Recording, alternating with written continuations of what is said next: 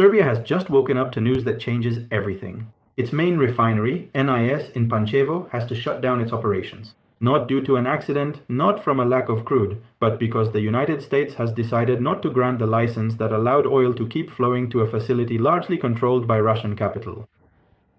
The president himself, Aleksandar Vučić, said it clearly. Without that license, the refinery has to halt operations and the country's fuel supply comes under pressure.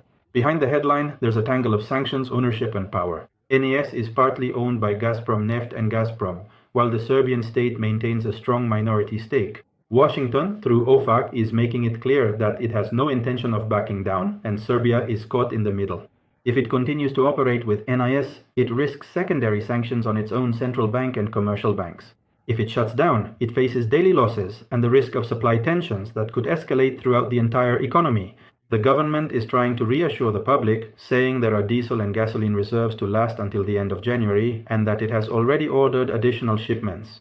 But at the same time, it admits that logistical costs will rise and that there are even problems using neighboring pipelines like the Croatian Janav, which is blocking part of the flow.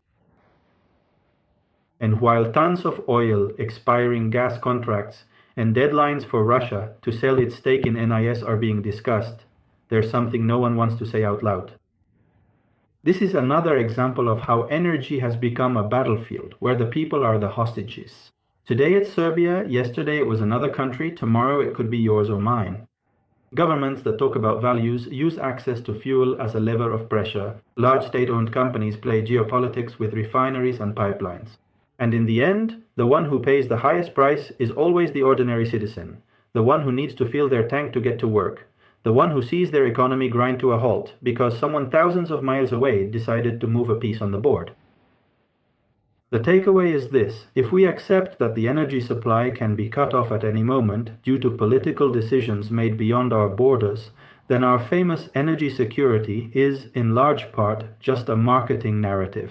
Either we start demanding real transparency, diversification of sources designed to protect people and not just alliances, and mechanisms that limit the use of sanctions as a discriminatory weapon, or we'll have to admit that we're living in a system where gasoline and diesel are just another instrument of collective punishment, and that, whether you're looking from Belgrade, Brussels, or Buenos Aires, is profoundly irresponsible. If you like these types of videos, follow us. This is TrendOil Vision, understanding oil like a professional. Subscribe, share. Thanks.